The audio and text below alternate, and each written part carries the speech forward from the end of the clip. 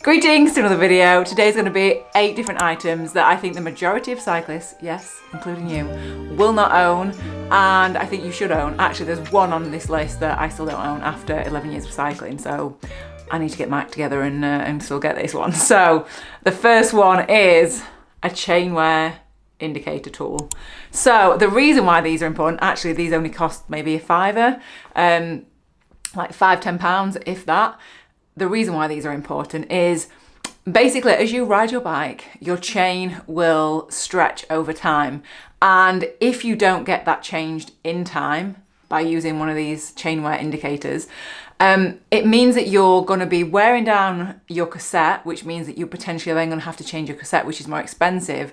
And also, I guess the safety side of it is your gears can skip and it just doesn't make your bike feel particularly nice to ride. I've done this, again, like so many times. I'm like, why am I gear skipping? And then I'm like, oh yeah, I've not checked the chain wear for a long time. I'm like, oh yeah, I need to change my chain. So at 0.5, you need to change just the chain. And at 0.75, you need to change, I think that's the right way around. And at 0.75, you need to change the chain and the cassette. So if you catch it in time, you're not going to need to change the cassette. So just bear that in mind. So it's going to save you money and it's just going to make your cycling experience a lot more fun. Number 2 is a tyre boot.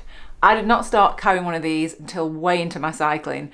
And the reason why you need one of these is because if your tyre tears really badly on a ride and you can't repair it, but this is how you repair it basically. So yeah, just always keep one. You can use like a £5 or a £10 note, or you can use like a gel wrapper, but I always tend, especially on longer distance things and specifically bike packing things, I will always take a tyre boot with me just to protect my tyre just in case. Number 3 is speed links or quick links. So these are essential if you snap your chain. They're so small, so light, not very expensive, but if you snap your chain on a ride, you aren't going anywhere without having these little monkeys to repair your chain. I always carry 2 pairs, just so I've always got one for me and then one if I see someone else, some other poor soul at the side of the road that snapped the chain and not carried them. So yeah, I always take two sets of those, which is very, very important. The 4th thing which goes along with that is a multi-tool,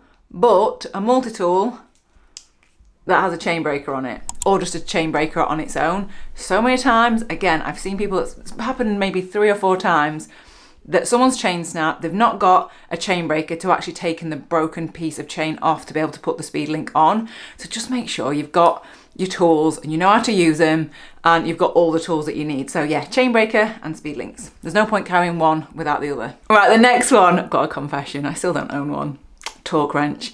So when you are tightening your bolts on your bike frame, specifically carbon, there'll be a little number, it's like Newton meter, and that's how tight you want to be able to tighten that bolt. Again, like all the years I've done it, I've just kind of done it to feel, which is not great because if you've got carbon, you can potentially crack the carbon, which I have done once before, and I stupidly still didn't get a torque wrench after. So yeah, I definitely need to get myself a torque wrench. Okay, I will put that on my Christmas list. The next one is, I bet you do not have this, and although I bet if you have, you've been watching my videos for my channel for a long time, you probably know what I'm going to say. A rear mech hanger.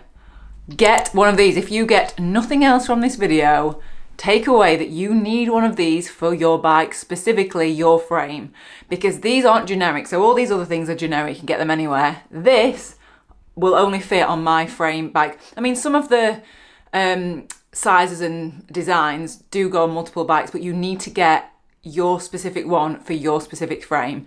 This is specifically important if you are going to be traveling abroad with your bikes. If something happens in the, the bike box or when you arrive, you're going to be it's going to be so difficult to actually find your specific one when you're out there. Not all bike shops have them, so get them online. Go and Google what your mech hanger shape, size, whatever it is for your frame, and go and buy 1 or even 2.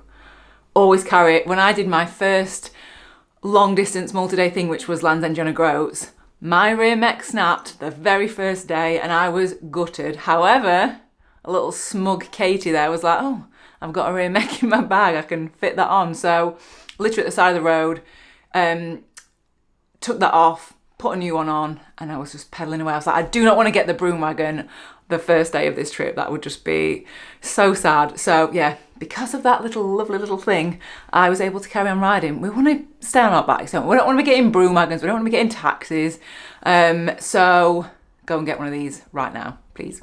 The next one is not a physical thing, but it's bike insurance, like cycling insurance. Again, for a lot of the time that I've been riding, I've not had cycle insurance, and you should. And I guess a couple of things that you should have for cycle insurance, and the reason why.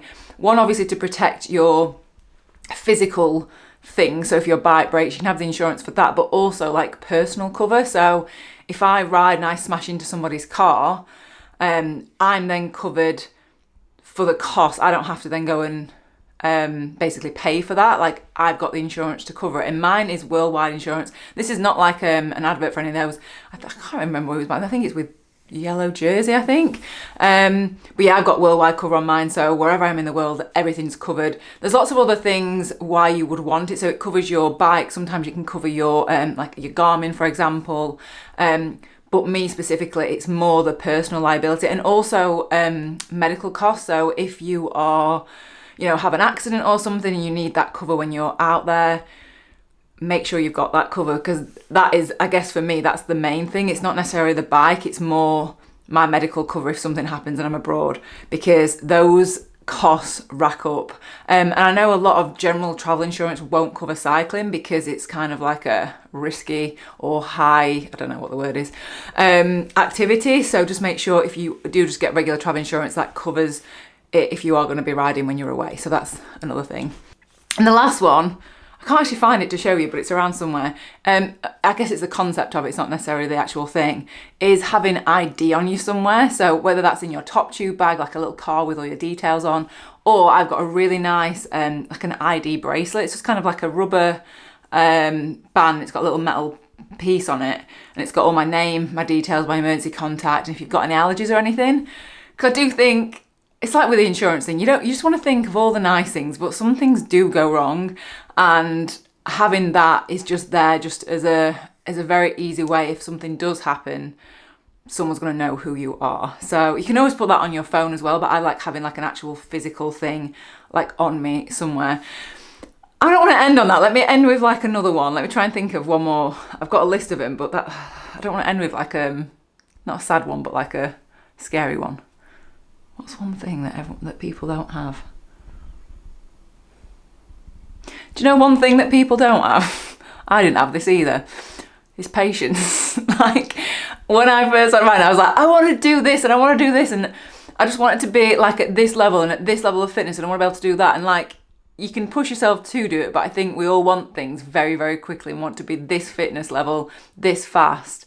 So I think having patience with yourself just to, I don't know, to build that up over time is a good one. Let me know if there's anything you think that I've missed out on this. And let me know which ones you have, which ones you don't have.